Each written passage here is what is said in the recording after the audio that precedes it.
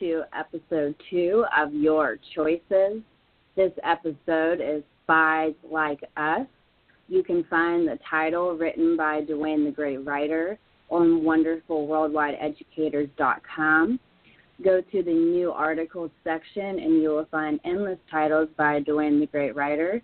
And there are a whole lot more on Facebook as you search Duane the Great Writer and the thousands of Facebook groups Duane has created. My name is Kelsey Lynn Brown, and we are wonderful worldwide educators. We are worldwide with many individuals on all continents. We support the Real Universal Guides and the all-natural environment that supports all of us. We are here to share what is real now with the New You New Sound, the Real Cure for All, and the Real Universes. We are warning you about tap lines and astral taplining that you are not told about by those corporations you may be in. So I want to go ahead and welcome everyone to the show. That's our short introduction for today, and we're going to have a lot of fun listening to the experiences of others today. And I'm going to introduce Duane the Great Writer, Duane Hepner here in Huntington Beach to go ahead with our show. Yes, thank you, Kelsey. Can you hear me okay? I'm on my phone. You sound fine. Okay, great. Yes, we did episode 1 of Your Choices last week, and this is episode 2. We're having a little fun with this. Looks like we'll do about 3 of them, and then we'll go on to other things. But for now, yes, and our friends Sandy and Bob on the Sandy and Bob show on Sundays on our Skype went to the big corporation seminar, Joan Clem's Eckankar seminar this weekend, like little spies, but realistically what they were doing was simply sharing some warnings and sharing Rebazar's pictures, etc. And they had some real-side experiences while they were there. So is Sandy and Bob here? Bob, you want to start off with your experience with Harry on the real side there? Well, as everybody knows, we went over there. As you were saying, we were there purposely driving over there to visit with all of our old deck friends and share the new you with people. And we arrived late Friday night, and then on Saturday morning, I had what the Eckas would call a meeting on the inner or on the real side.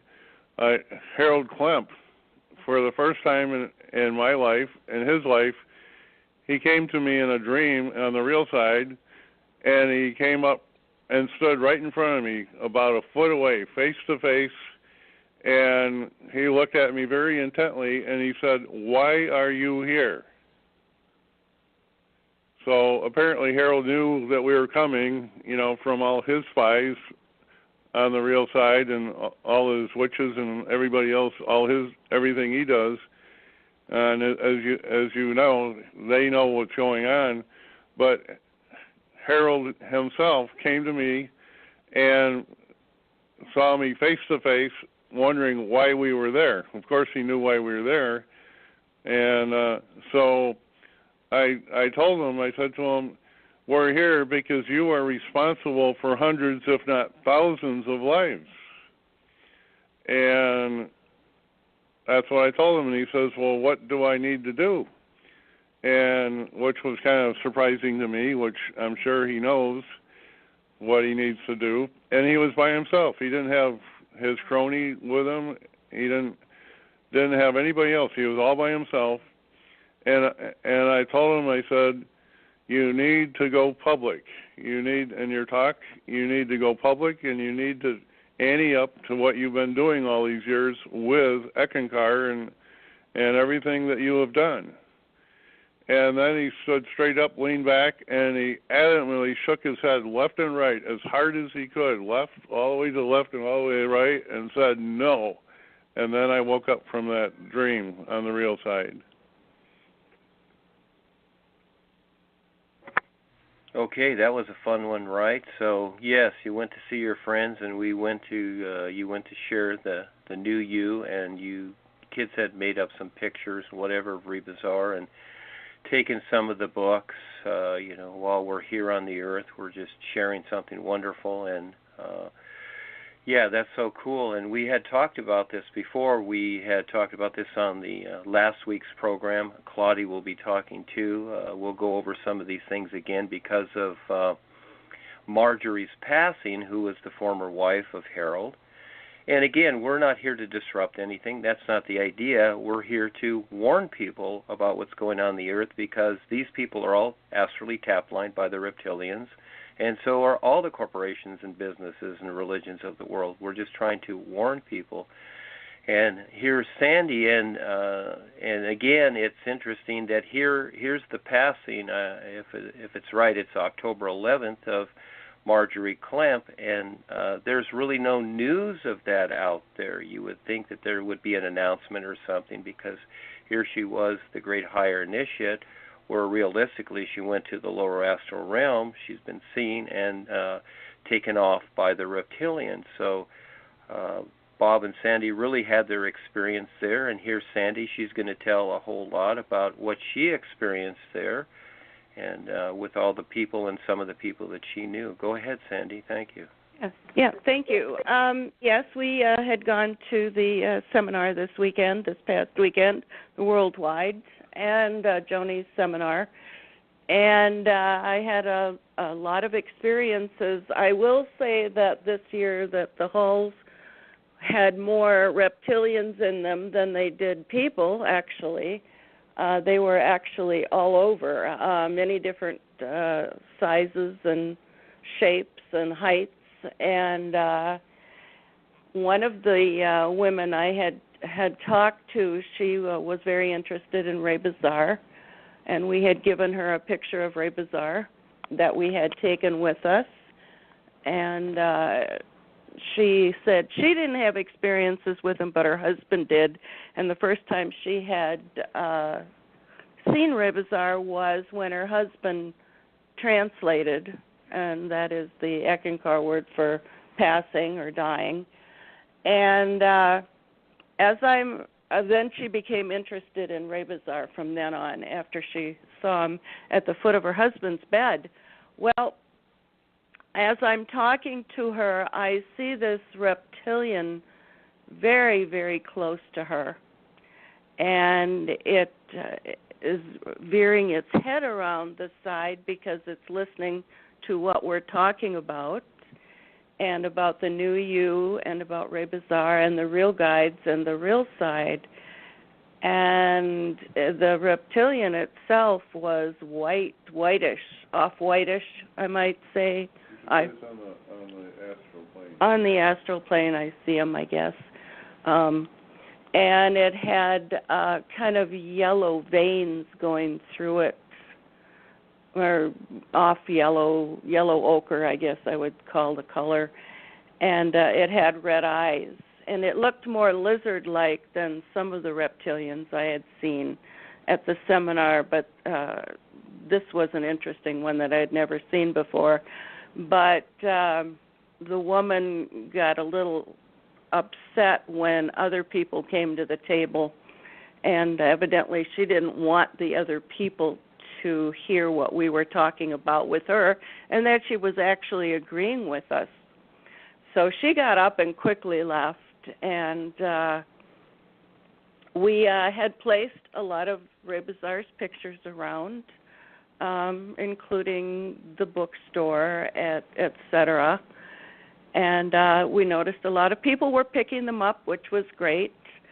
We also had another conversation. We had gone into the room where they run all the audio equipment, and a lady was sitting there, originally from Africa, and she was in charge of keeping all the different round tables straight and what was going on in each room at the seminar.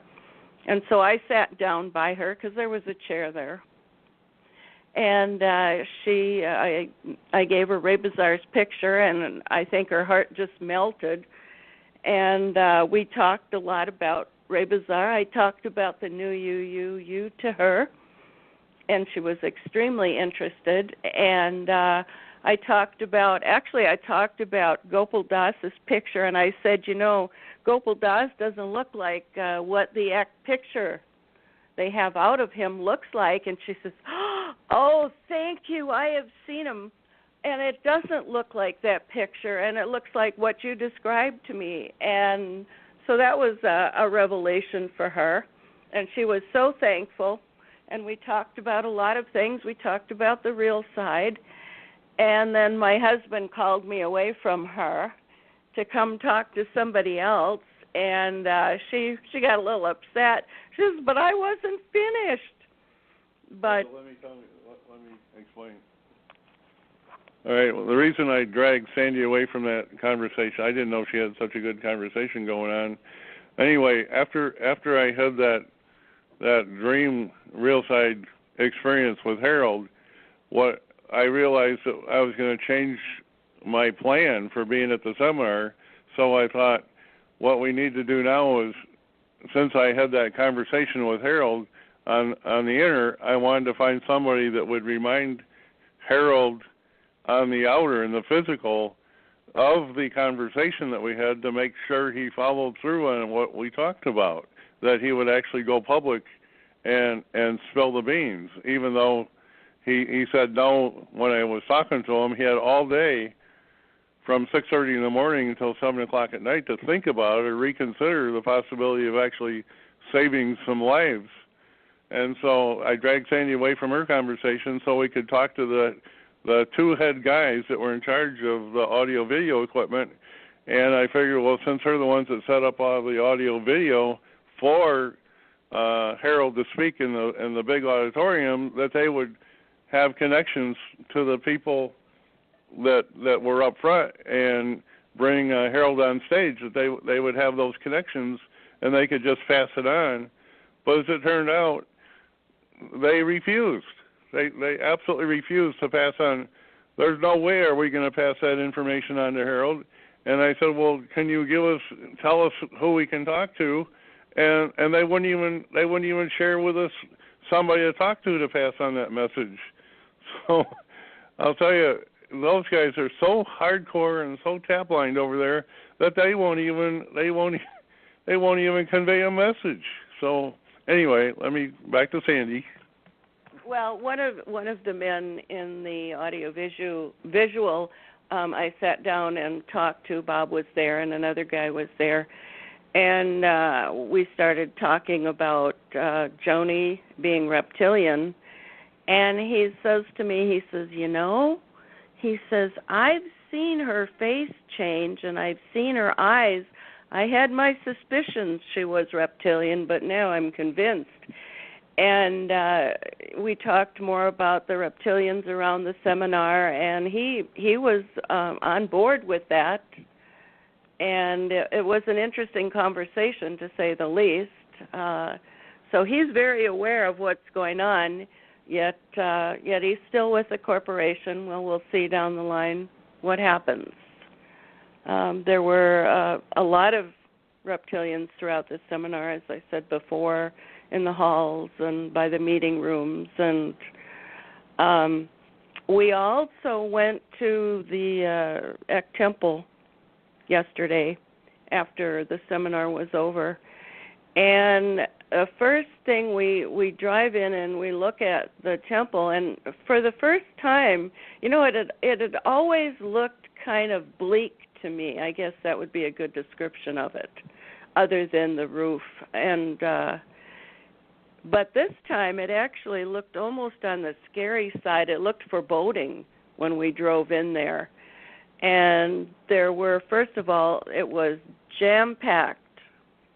We finally found a parking spot, luckily, but there was no room left.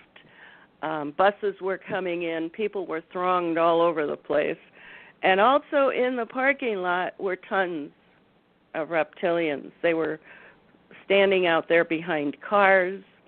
And we walked in, and there were hosts, as Val had said yesterday, called them hosts, everywhere. They were stationed outside the door. They're stationed inside the door. There was a man who was rather attractive standing when we walked in, and I immediately recognized that he was Reptilian, although he didn't look Reptilian on the outside. I just knew he was. And so we took our picture with him. We'll have to send it to Duane. Took my picture standing with him. Anyway, we walked in there, and we walked into the temple, and we started taking pictures inside there. And the woman told us to hush, so I guess we were talking too loud. Anyway, we did exit there. There was no place to really sit and put anything at that point. There were audiovisual people. There was a crowd of people stationed at each aisle. So they really upped security. Anyway, I managed to get Ray Bazaar's picture in every donation box. And in the bathrooms, there were not really, it was pretty wet on the counters, and the mirror was really tight. And so Ray Bazaar ended going into this little silver basket that was in the bathroom with other goodies in it. And so we decided to... We put his pictures on windowsills. Oh, yeah, we were putting his pictures on windowsills as we walked down the halls, and people were picking them up. Now, I did go into we both went into this contemplation room where they have the chariot open, where you can read the chariot and you can sit back in the padded theater seats. Okay. Padded theater seats where people can do a contemplation. And anyway, underneath my seat, I placed a few of Ray Bazaar's pictures. And also, we had gone up front and opened the middle chariot. Now they have three. They have a podium with a taller podium with the with the chariot on with the gold leaf around it. But they also have two small ones, one on each side. I guess that's for either very short people or children to read. And I did manage to get Ray Bazaar's picture in the chariot. And then we left that room and walked down to the fellowship hall. Now, I remember last year when I had gone down into the fellowship hall, I said I heard like growling, like a muffled growl, and I'm asking people if they heard it. No, of course, nobody heard it. So this year I walked down there, and I'm hearing this growling again, only beneath the floor, Bob wants me to tell you. And I actually stomped my foot on the floor this year, and the growling became louder. It sounded almost like a crocodile's growl, similar. An underground, and I'm seeing underground passages underneath the temple. I'm also seeing a river flowing down there. So something is very much happening down there.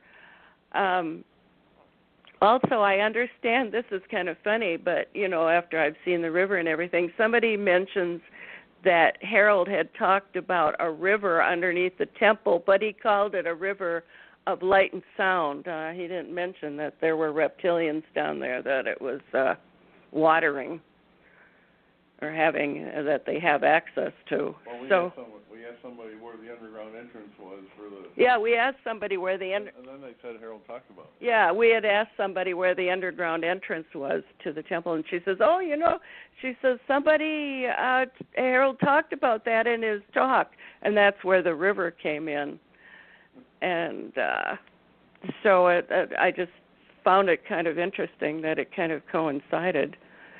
So anyway, we placed a lot of pictures around. We, however, did not place any outside. The wind was just whipping around, and they wouldn't have lasted 30 seconds on a chair or a bench. There were no benches this time. They took those out. What they had replaced, they replaced them with tables and chairs. White plastic tables and white plastic chairs were out there now. So, and people were all around. So anyway, we didn't do that part of it. But we did place them in. I placed one in the bride's room. I placed awareness test in one of the other rooms. I just set it on the table. I think it was a satsang room I set it in. And every room they had, we placed something in that wasn't occupied by or have the door half closed by they were viewing Harold's picture or video in one of them. We didn't get into that one, but that's about the only one we didn't get into, right? Yeah, well, they were doing the fake initiation. Oh, and the initiation room, of course, we didn't get in, and there were a few people lined up in the halls for their fake initiations. But it was a very interesting experience. How about Duane's friend from Northern California that was a computer expert? There was a guy from Northern California, Mark Alexander, said he knew Duane, and he evidently a computer expert, and he took it the office appointed him to do research on Duane and et cetera, on anything that was talking against Eckankar. And go ahead. And that was, I guess I thought Bob was going to add something, but he isn't. And it was interesting because at first he was very skeptical of us, but, we can be good actors and actresses. I shared my dream with him. Bob shared his dream with him at the end. And, I didn't tell him the content of it. It just said he had a dream about Harold in that morning, and the guy says, "Oh, good," and you must be a good actress. You must be a good actress. And we just nodded our heads, and he finally gave me a nice big smile at the end, but I know he had no clue who we were, so it made it interesting. And so tell them that when we left, the sheriff arrived. When we left, we had a feeling to leave. And outside, when we had exited the building, I had held the door open for the man behind me, and he had one of those ear things in. He was one of the big honchos there. And he exited really quickly without saying anything to me, and walked right over to there was a sheriff's car parked from Carver County. Just pulled up to the curb, just as we were pulled up to the curb as we were exiting, so we don't know what that was all about, but. And they were in a big conversation, they were in a big conversation with the sheriff. So we exited. We exited stage left. So anyway. We ducked all those big 30-foot reptilians. Yeah, ducked all the 30-foot reptilians out in the parking lot. In the parking lot, and went to our car and started for home. Now on the way home, every place we stopped, we left Ray Bazaar's picture, whether it was a restaurant or a restroom or, And the awareness test? Yeah, and the awareness test. Yeah, we actually put it up on a bulletin board in a Shell station. McDonald's. It was McDonald's/Shell station. And we hung up Ray Bazaar's picture with one of those little pins and an awareness test. So that was our trip. Anything else, Robert? Yes, Miss Sandy. This fellow that you mentioned, his name was Mark? Yes. I don't recall him, but I've met many people in the past. I knew a lot of people here in L.A. and all over California when I was an initiate or higher initiate in the corporation in the old days. And so, well, that's interesting. And so the idea was when you were talking to him, he was given the task of doing research on me and what I share with everybody. Is that the idea? Yes. Oh, Precisely. okay. Of course. Joni has this constantly, and so she's constantly updated. So he's probably reading all the groups that I create or whatever else that we're doing. So he knows what's going on. So it's his choice, isn't it? It sure is. Oh yeah, yeah. Well, you guys, okay. So you kind of told the end result here, but you arrived there. Let's kind of go over in the beginning here when you first arrived and all the little adventures you had in the beginning. Can we start there? You arrived there when? Friday? Yeah, right. Friday night we arrived at our hotel or motel at the Country Inn and Suites is where we were in Chanhassen.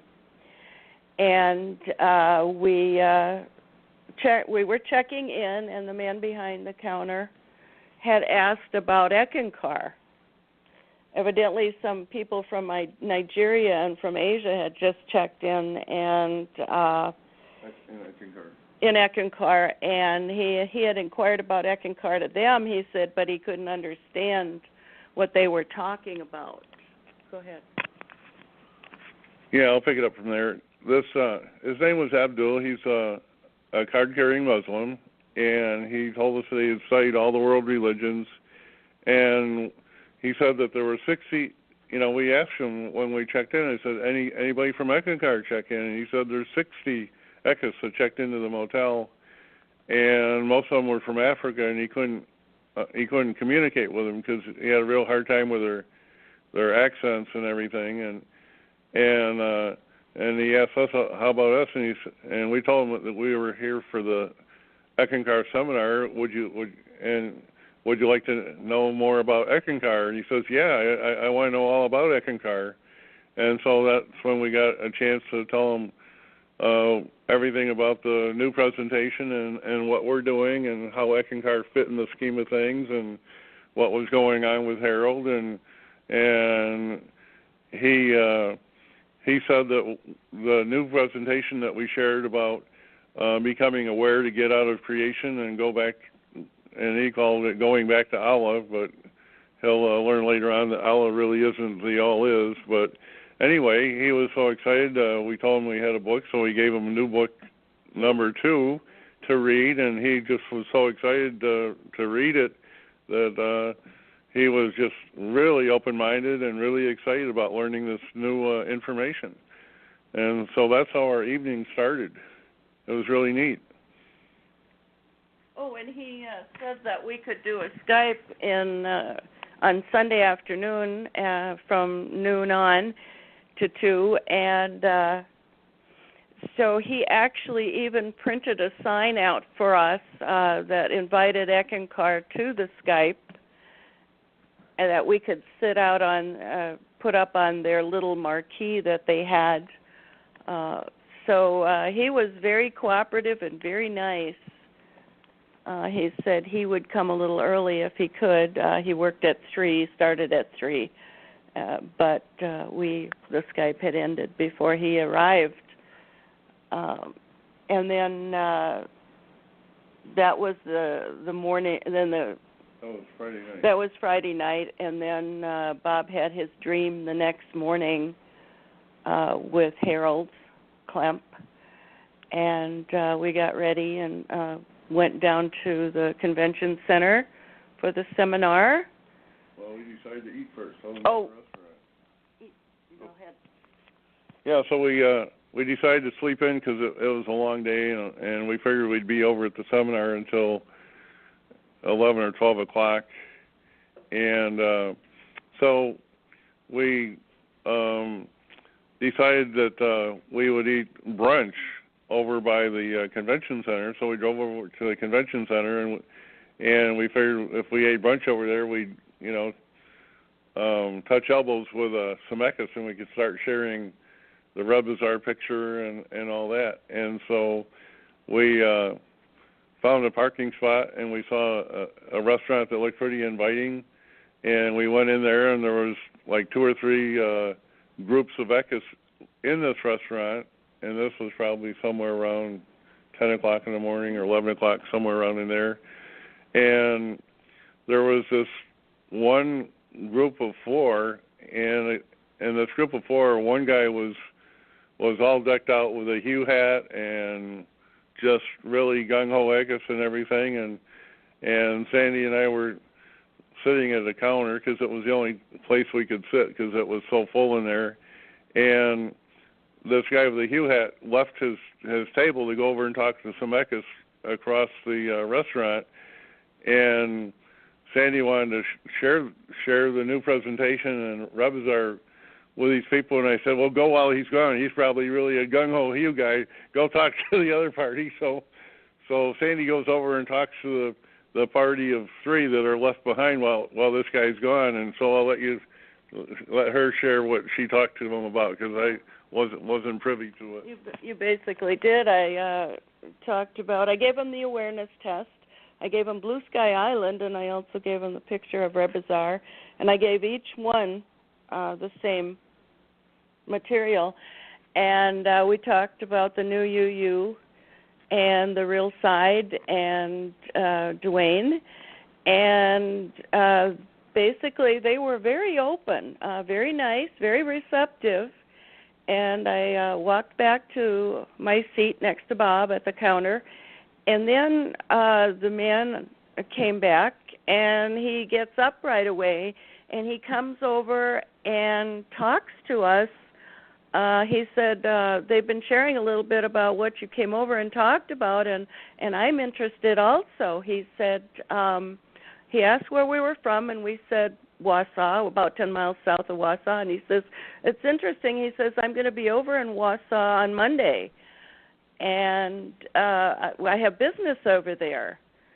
And we thought that was interesting, and he asked for my name and my address and my phone number and my email, so I gave it all to him. So he may show up. Who knows? Maybe I'll be contacted one way or another. And it was just interesting. And also the waitress. We had a wonderful waitress, and she was very open to the new UU, and we gave her Rebizar's picture. And she took it and tucked it in her apron, and it was just a really interesting experience there. Just for the people that don't know, the picture with Rebizar that we handed out everywhere wasn't simply just a picture of Rebizar. It also had an invitation from Rebizar on the front, and the invitation was Rebizar invited anybody that wanted to sing New You and ask in their dreams to be shown what is real. So every card we handed out, Rebizar offered to anybody that would do the New You would be shown what is real. So it's more than just a picture. It's an invitation from Rebizar, which is really a wonderful thing. Then from there we walked over to the seminar. It was a nice day. It was sunny. It was clear.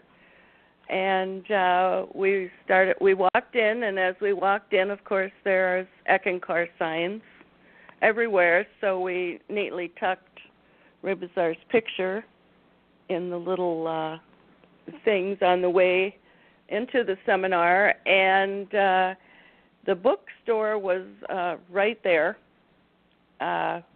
Not too far from where the tables were, and so we just walked in. There were no badge checkings or anything. We did wear our badges from last year, and they were the same color. The only thing is it had the wrong year on it. But anyway, we walked into the bookstore nonchalantly, and no guards. There were no guards in there. Nobody was really watching what you were doing. There were very few people in there, maybe five tops. So we went to the table of new releases, and the new releases from Eckankar this year, and new brochures, and one new book, and some new audio books. The audio books that were new were actually from Paul Twitchell, Tiger's Fang and Talons of Time. And so we thought that would be a perfect place to lay down Duane's number 9 book, The Real Story, with Paul Twitchell and Ray Bazaar on the front cover. So we tucked that into new releases. And then we also tucked in next to another picture that Diana Stanley did of Ray Bazaar and Paul Twitchell on a mountain. We tucked in Ray Bazaar's picture, and in between some of the brochures we tucked in the awareness test. And we walked around, and in the little, I don't know, you see them at grocery stores, they're plastic, they have the silver handles, metal handles. We tucked in a Ray Bazaar picture and awareness test in some of those. And we just kind of walked around and smiled. And there was the big picture of that Diana Stanley did of Ray Bazaar and Paul Twitchell. It was on an easel, and we tucked Ray Bazaar's picture into each of the little plastic parts that come up to hold the picture. So we took a few pictures of what we did in the bookstore. So we have to go get them developed. But what do you do with them? That's how far behind I am in technology. They're digital pictures. They're digital pictures. Anyway, we'll be sending those on. And from there we went out and conversed with the people and talked to, do you want to say who we talked to first? Well, we just randomly talked to a lot of people along the way, and, and we already talked about being in the equipment room. Right. Right, but we did talk to a lot of, well, not a lot, but a few people at the round, that were sitting at round tables outside of the seminar walls. Well, they were in the halls, actually, not the walls, the halls. Well, we'll tell them about sitting at the round table, the people we talked to at the round table, and the one that zapped you. Oh, there was, I think I met a major Joni Crony witch. We started out, we passed her a picture of Ray Bazaar, and she seemed pretty polite at first. She was sitting down, and as the conversation wore on about the new UU and et cetera, and Ray Bazaar, she stood up, and her eyes were flashing, and she literally threw Ray Bazaar's picture at us, and she screamed, and you can't do this. This is wrong. You can't do anything the Mahanta doesn't approve. You can't do anything that the Mahanta doesn't approve. And she zapped me a good one because I had to put my head down after she left. I mean, my body hurt. And I thought, well, there you go. She zapped all her energy. And she zapped all Bob's energy, too. And so it took us a little bit to recover before we moved on to the next. Well, then we left. We went over to the Hilton after that, after we recovered. And the first thing that we did was walk over to one of the 3 computers that were in line at the Hilton, and we brought up the lawsuit of Eckankar. So we had... What was playing there? Yeah, it was playing. We started it playing, and we left it. And the funny thing was, while we were standing there, and Bob says to this, we saw the Eck tag on her, and he says to her, he says, "Have you heard about the Eckankar lawsuit?" And she says, well, she says, it'll be taken care of. It'll all be taken care of. It's all under control, and, yada, yada, yada. Not to worry. It's all under control. It's, being taken care of, like I said. And she then says, well, she says, I was working in the bookstore, and somebody left materials that weren't Eckankar materials. She says, isn't that terrible? So we said, yeah, it sure is. Wonder who did that? So, and then there were at the Hilton counter, well, there's two places. Anyway, the first ones that were a little ways from the computers, they had Eckankar brochures and some of the programs and et cetera. So we put the awareness test down there in between, and we put Ray Bazaar's picture. We put quite a few of them in between there. And then we walked over to the Hilton counter where you check in for your rooms, and there also was spread out a lot of the ECK materials. So we neatly put in between the awareness test and Ray Bazaar's picture. And on the elevators? And on the elevators, yes. We put them on we put them everywhere. They were in every elevator that we could get on. Ray Bazaar's picture. There were posters. There were posters. Places along the escalator, we just put them. Yeah, if there were places along the escalator, we put them there. We put them on little benches that people sit on, these little leather benches that are abutted next to a wall.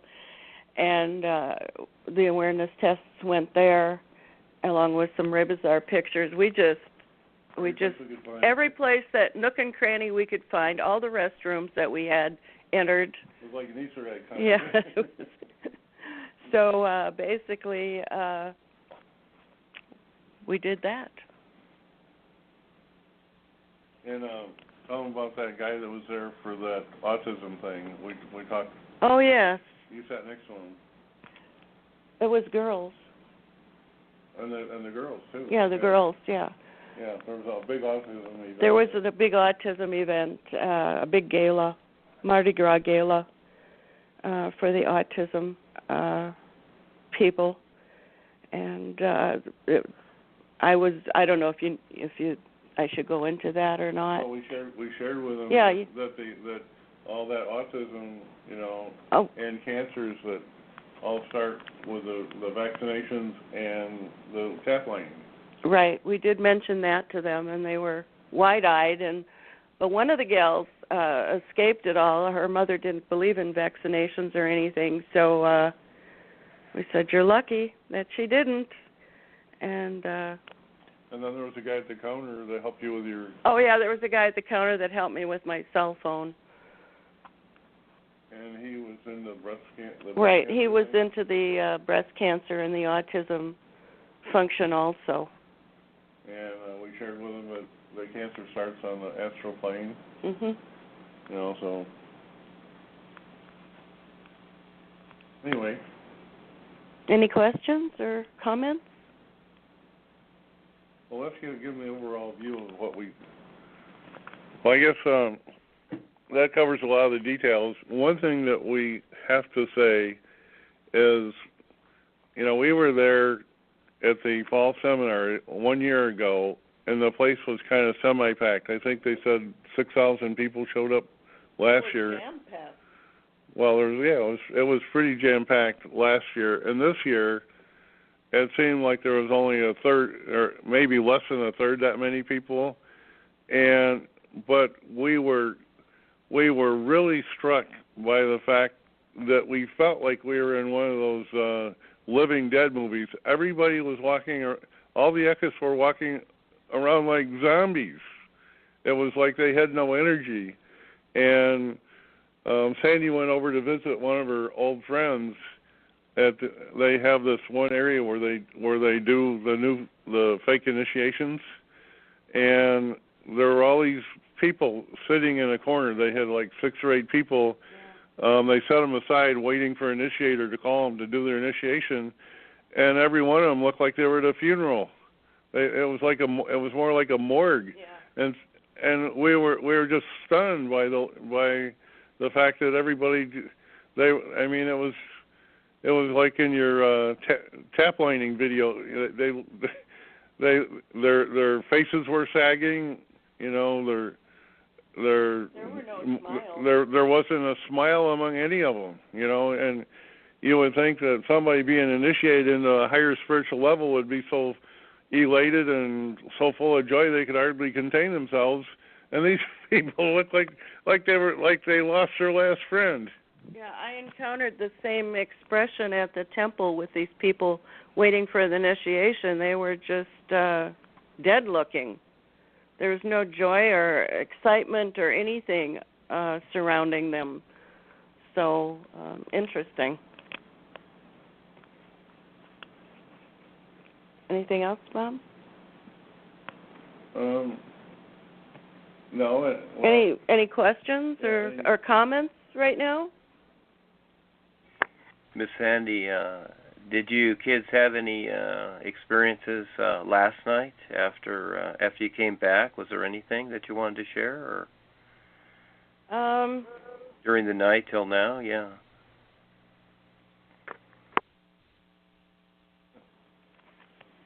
Well, I had two dreams last night. One of them I was flying a seaplane on floats, and the other dream I dreamed I was in a prison and we were teasing the prison guards, ridiculing and making a lot of fun out of them. That was my two dreams, and I have no idea what the relevance is. Maybe you could clarify it for everybody. Well, the flying one, of course, you work with the airlines and all that, with what you do, and so in the tower, and you would know what that means. But the other one, of course, that's the corporation, and there's been many people that have stepped up to the new presentation. They've had experiences where they're in a prison yard or whatever, and kind of above it. We have many recorded. That is the corporation, and so and it's like any other corporation in the world today. The businesses, the politicians, the religious, etc. Yeah, the planet is infected. So I'd almost assume that as Sandy sees these things around, the reptilians and that, you'd see them everywhere, because they are basically everywhere. And so so there's your advantage. Information of what's taking place, and again, we're not putting anybody down. The whole idea of creation, and most people don't know this because they come here and they're thinking that this is life and that this is all there is to life. Well, realistically, creation is a simulator for us to gain experiences in, and it's very important for us to go through these for many lifetimes, up to millions of lifetimes. It just depends upon the individual, until that individual is ready to wake up and take the risk to become more aware. And so, yes, I was back in those days too, and Sandy here was there almost 50 years, and I started out with Paul in 1970, and knew Paul and Patty Simpson, Helen Beard, and many of the people that work with Paul, etc., and started doing lectures and public presentations, etc., and went through the corporation of Darwin and Harold and whatever, and they were given the opportunity to do something, but they decided to do differently, etc. It looks good on the outer, but again, all of creation is simply, it's like high school. We go through this until we're ready to really step into the real universes. And so I rearranged the levels. Paul created what he called a God Worlds chart, but it was more into the literal sense of things, and that all these things, they really don't work anymore. There's a new reality with the whole of life, and so it's not people deciding what life is, it's learning to explore and being shown by the real guides, the Rebsar and the real guides, what life is now, because life is always new now. It is not based upon old ideas, tradition, or ancient teachings, parables, or wisdom, and all these things. Again, these are really references to something. So all the old stuff is an old reference, and I'm creating the new references for the all is. The isness life is, which Paul and Rebsar hinted at in the books, but again, everybody wasn't ready for it. So Paul created the first stage, and Paul and I were to come into this lifetime, and Paul was to start it off, and then I would come later on. So it's very, very interesting. And, of course, many people get absorbed in things here, and it's hard for them to see anything else. And you have to be the risk taker. So here's Bob and Sandy. And maybe you want to share a little bit. You kids are wonderful and very brave to just walk up to these people and talk. But you want to share a little bit how you came from the corporation and found the new you again. Want to kind of go over that and so people can kind of understand where you came from a little bit. Sandy, go ahead. Yeah, sure. Now it's 6 months ago or so. I had a dream. Back up to the beginning. You've been in Eckankar. Well, I've been in Eckankar 50 years, but Duane already said that. Okay. Anyway, I had been in the corporation for 50 years, and I had a dream one night, and in my dream, I was told I had a new word. Now, in Eckankar, you get a new word when you get an initiation, and it said my new word was new you, and I actually wrote it down in my dream book, and I thought, that's an interesting word, and I didn't quite buy it because it was so much like the hue. I thought, well, did I hear it wrong? And the next night I had a dream where it said, no, this is your word. And so I practiced it for a little while, and pretty soon I have another dream, and in the dream I get a letter. And this letter was all scalloped around the edges. It had gold leafing on it. It had bluebirds on it. It had flowers on it. And in the letter it said, there is a different master. And I thought, oh, my goodness, this is really interesting. First I get a new word, and now I'm told that there is a different master. So I go to the Internet. Now, normally I wouldn't do that because with the secret words, you're never supposed to speak of it or write it down. But I had this inner urge to go there and look up New You. And when I looked it up, just a ton of stuff came up about Duane Hepner, about the New You, and all of this. And I read it, and I'm going, oh, my gosh, I got to run downstairs and tell Bob, and I did. And so he read it, and it was like, wow, what a revelation. We have got to contact these people. We have to get a hold of Duane, which we did, and that started our journey on the real side and with the New You, which we're very grateful for. Bob actually had no experiences. He was 15 years in Eckankar. He had zilch. Not one experience. From a spiritual exercise. Yep, from a spiritual exercise. Not one. Singing the New You just opened up doors for him. He started having experiences and dreams that he never had before. And mine also expanded tremendously compared to what I had in the corporation. They were nothing like what we have now, if you want to compare them. Go ahead.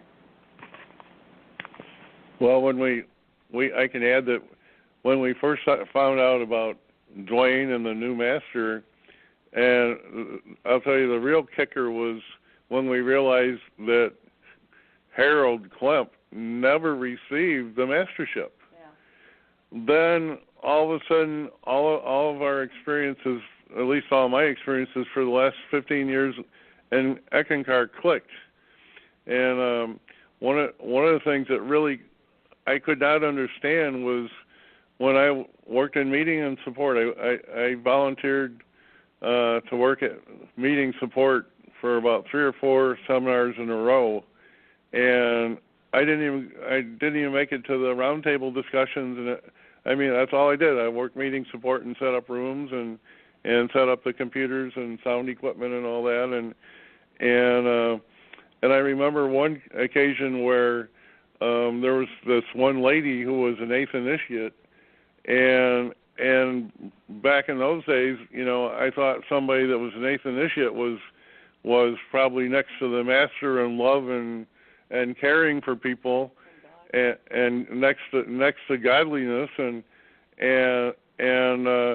as I was setting up her equipment, she started screaming at me at the top of her lungs, "Well, what are you doing here? Why are you doing that?" And I was stunned. I just, how could an eighth initiate do this? And I tucked that away in my mind. I thought, man, what have I got into here? If this is the real path, what's going on here? And then I had another case where I was helping them clean up after the seminar, and they were putting all the books away out of the bookstore, and the lady in charge of the bookstore did the same thing. She screamed and yelled at me at the top of her lungs, "What are you doing? Don't you think we know what we're doing in here, and what the H are you doing?" And she swore, and she was a fairly high initiate, and I look back on all these experiences I had when I was in Eckankar that stunned me, and then when I found out that the whole organization, all the initiations were fake, it just, man, did it ever hit home. So, oh man, I believe that 100%. There is no love, there's no mastership anywhere in Eckankar. It's all fake. And boy, did that ever hit home. And man, it took us about 1 microsecond to switch and come on board with Duane in the new presentation. I'll tell you, it didn't take much to convince me that. And now, man, the spiritual experiences we have now on the real side, it is just so fabulous. It just, we're living life again. We felt like we were dying and wondering what in the world are we doing in Eckankar. And when Sandy found out about the new you and we started doing that, on my very first night, I did the new you, all my tap lines were removed, every one of them. And then the second night I did the new you, I was reconnected to spirit, like I'd never been connected before. It was like a whole new electrical system. All the telephone communications got reconnected to the real side. It's just been fabulous ever since we started doing the new you. It's just absolutely, it's like being in a grave and being in heaven. It's just no comparison. I had my tap lines removed also, but a short while after, I had Harold Klemp in the dream, and he is coming down with a huge tap line in his hands, and Joni Klemp is up in the air, his wife, is up in the air behind him, and she is like directing him, and he glances back at her, and he comes down by me, and he clamps a huge round tap line on my arm.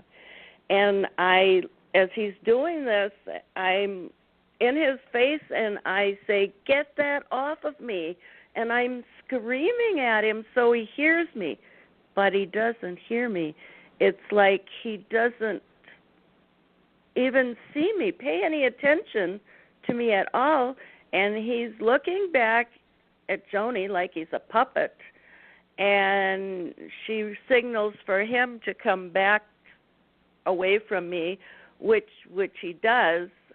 And there is a tap line on my arm, and I start doing the new you, and I'm able to pull it off of my arm. And I woke up from that dream. You? Comments? Questions? You're a lot better now, right? I am so much better. Yes. Yeah, and as I've written and said many times, the days of masters and gurus are gone. Right. The letter that the real guides gave you on the real side, it was just the different master idea was just a reference. There are no masters here. I'm presenting what I am as Duane the Great Writer, new man, etc., and that's it. There's no membership. There's no staging of things. Everything I write about and present as wonderful worldwide educators is for the world to have the possibility to wake up to what's real. This planet Earth and so much of creation has been doused with deception from the so-called gods and whatever. And Paul started off with that idea and the spiritual idea. Well, we have nothing to do with any of that. These are just ideas that people cling to, etc. No, we're just very real and very direct with the all is, learning to recognize it, learning to recognize and realize that there are real universes, and this is the all aliveness life is, etc. And in Book 2, I give a little description of that, but through the years here with this, like Blog Talk Radio here, and especially the Skypes that we have all the time. We have 2, 3, 4 of them a week. We have hundreds of Skypes that people can listen to, and it's for everyone. It's for the world, and there's a bigger picture here, but the world is so doused with all of this, and appreciate your heart and your bravery to go and do this and share all of this, because, again, most people are very afraid. The world is controlled by fear. And it doesn't have to be. There's real guidance available, but each person decides to step up or not. And again, we're not promoting ideas like the old days. We went through those. It is for the individual to test the new you, try the new you. And again, it's going to work differently for everybody. Everybody's not going to have instant success. Again, everybody's a little different. And it's like driving a car or anything. Everybody's going to be able to drive it or not drive it in a particular way. So it does take time to understand what's going on, but it's all very simple and it makes sense. We make sense with everything, and our focus is the all-natural environment supporting all of us, which is not only what is taking place here on the earth, but the so-called levels of life. But life is a oneness, is an isness, and this is the best part. So it's not a matter of looking beyond ourselves to recognize this isness aside from just cause and effect creation. And so while we're here, better handle it, better understand what creation is all about. And again, for the most part, we're born on the earth each lifetime, so and other places, other levels and planets. But there's just so much more to it, so we become self-convinced. People become self-convinced that this is all there is to so-called life. Well, this really is just a simulator.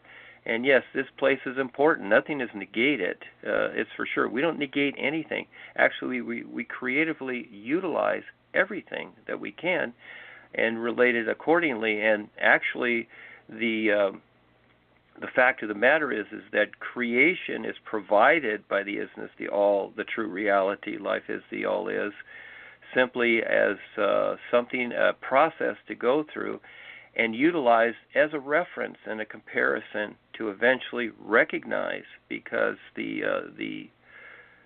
wholeness, the true reality life is just far too real. Okay, so it's more than just an idea. And yes, backing up a little bit, as you went through the corporation and those 50 years, etc. And yes, there was a conspiracy that started, you might say a deceptive conspiracy, the day that Paul left. And even with his passing, there were things going on, etc. And so the crone Joni was there in the background, the influence was there all the time, maneuvering what was going on. And I explain in Book 9 some of what took place and what was to take place, but things went a particular way. So eventually came the new presentation. I created the new presentation. So those that study a little bit of the history, what we have here, but it's not so much important the history of what's provided. It's what's very important is the nowness life is, and to start to recognize the isness. And each individual, as they do this, they can free themselves from this cause-effect ideas, and especially the old traditional stuff that seems so precious, and the rituals and ceremonies. which are just things that tapline and hold people into creation, and really a one-dimensional view that really has no value. It just leads to more unconscious lifetimes. So this is the idea of what we're sharing. We're not putting down anything. It's not a criticism or a put down of what we're doing. We're just on our adventure through life, and the corporation that Joni took over, etc., and uses Harold as she does, etc., and the membership. She's a witch at night. She goes around and tap lines people, is what she does, and so and that's fine. That's her thing. Just like the political, religious systems, they all do the same thing too. It's all about control, because this planet is human farming, and we're fine with that. It's a choice they make. There is a bigger picture, and so it's a toughie getting through this creation. I just wanted to share that I was listening to this fella. Speaking of undercover work, he was an ex-KGB agent, and he defected in the 80s. And he talked about how only 15% of the what they did as spies and such was involved with the James Bond type of work. And 85% was psychological. So what they did was really to try to influence people in their perceptions about what reality is to them. In this case, they were talking about doing this to America, but this applies to the whole of what they're doing. But they had what basically said, to sum it up, was that no matter what you give a person, no matter what information you gave a person, no matter what kind of images you gave him, no matter what kind of documentation you provided, even if you'd, in this case, take him to a place where something was happening, and we can apply this to chemtrails, which is people see it in the sky. No matter what you did, people would not budge from their position, and they were, and this is what they did. They tried to create perceptions or perception of reality into people where they wouldn't even make sense of where they were at and what they were doing.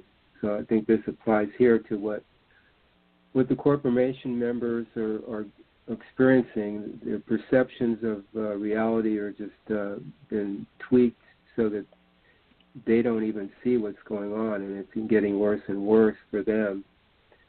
And what we're doing and what you guys did there is just trying to give them a little hint, a little wake-up call to what really is going on. And that's just what we're doing.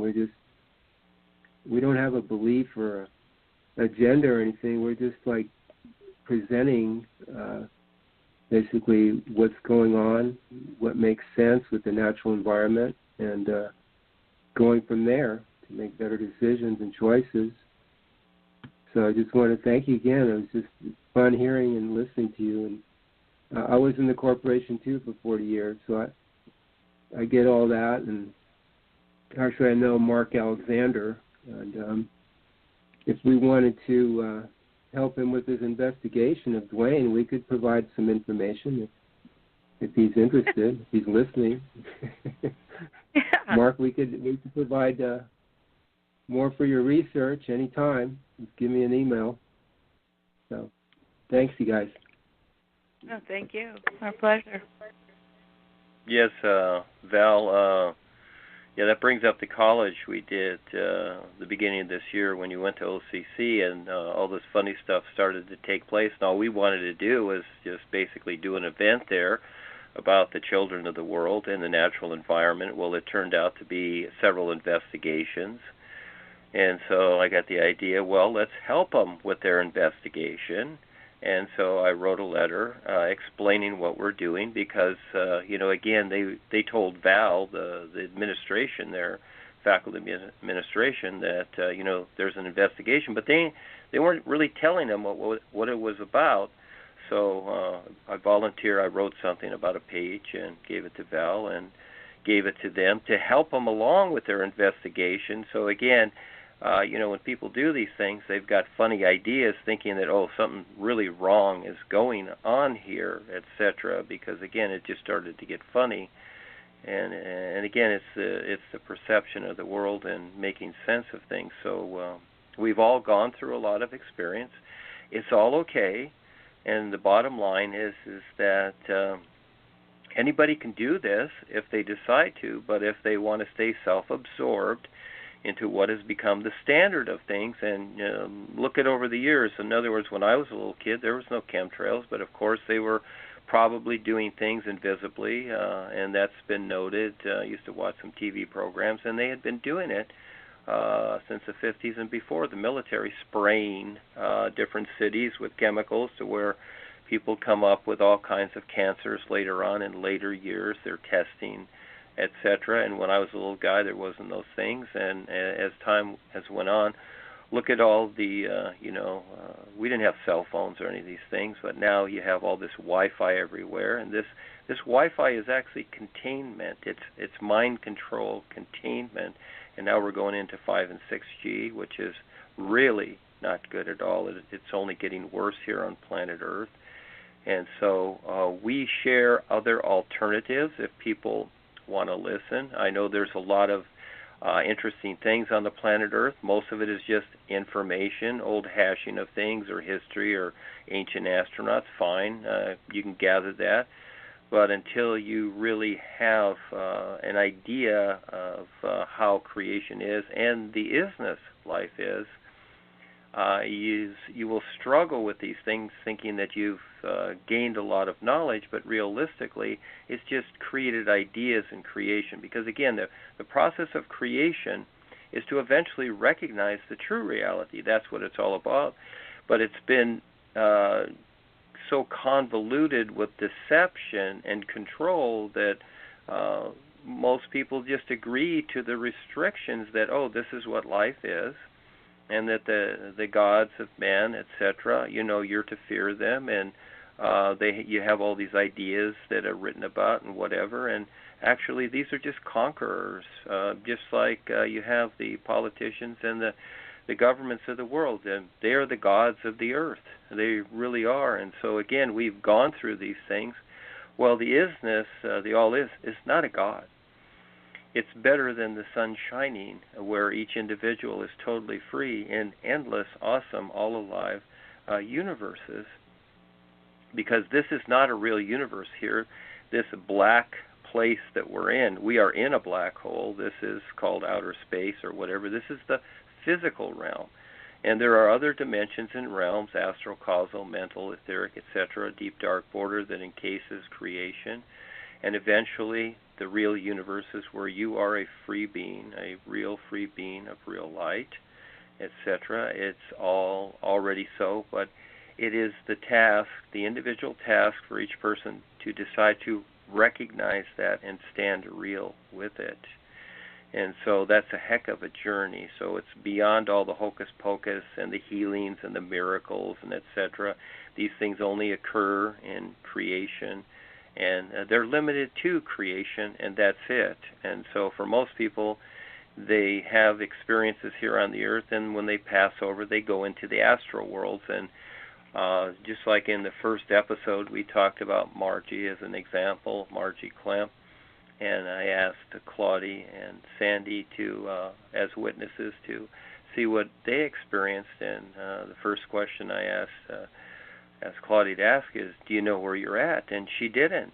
She didn't know where she was at. And so this is how it is for most people, lifetime after lifetime. As they pass here, they have ideas. They bring along memories. That's what brings them back here is the memories, because it's choice. And they don't know where they are in the astral realm. All of a sudden, they're in a new spot, and they don't even know they've passed over. There's really no such thing as death. It's just that you leave the physical body behind like an old car, and it goes to the junkyard.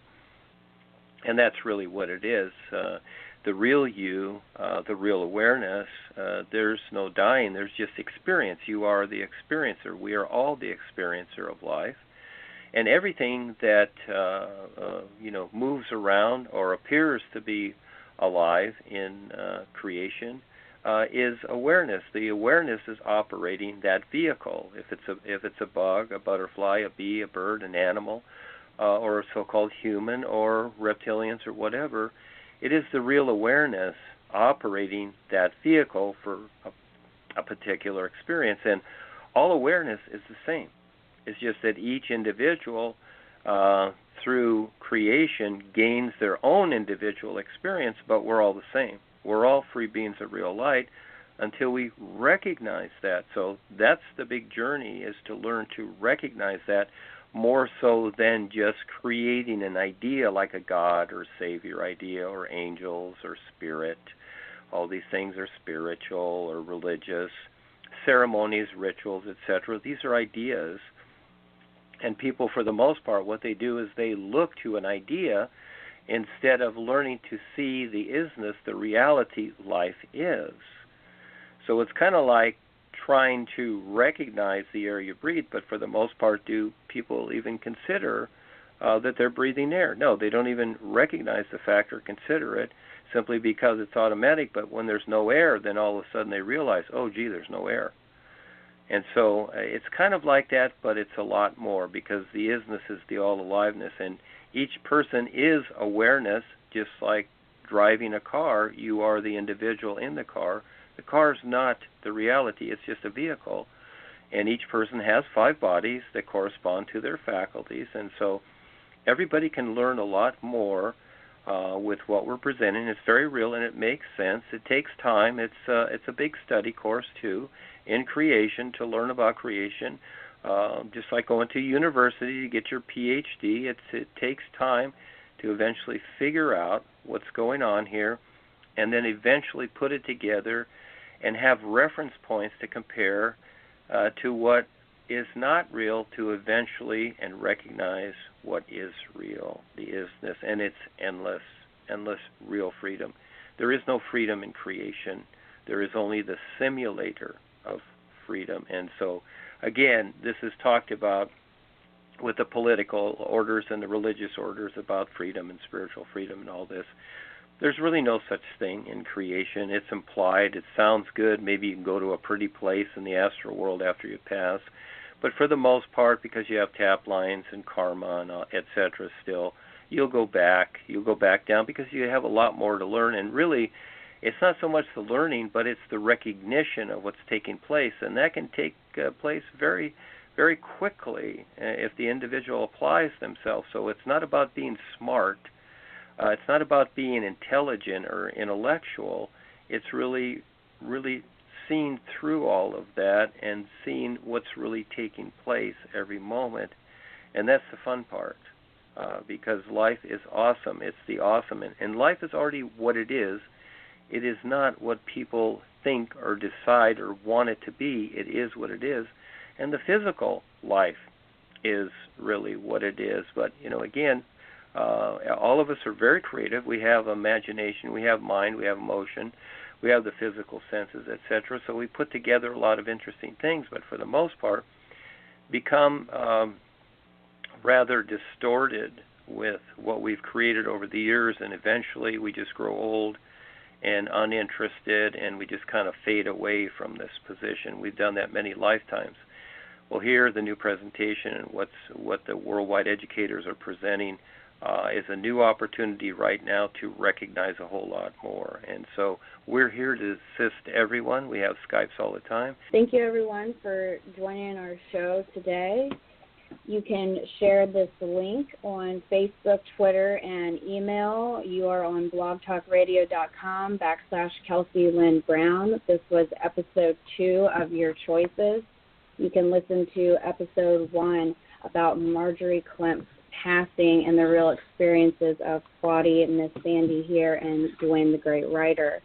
You can purchase the new books by Duane the Great Writer on wonderfulworldwideeducators.com.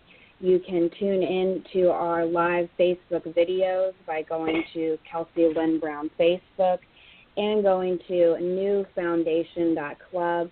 to see what it is we are doing around the world with the all-natural environment supporting all of us. You can go on YouTube and type in Ava, E-V-A, singing New You, and listen to Miss Ava sing the New You new sound. You are able to download that and play it everywhere for everyone and yourself. We have worldwide Skype calls. You are welcome to join, and those Skype call times are listed on wonderfulworldwideeducators.com on the Become Involved tab. Thanks, everybody, for joining, and we look forward to sharing more and hearing from you. Have fun. Bye-bye.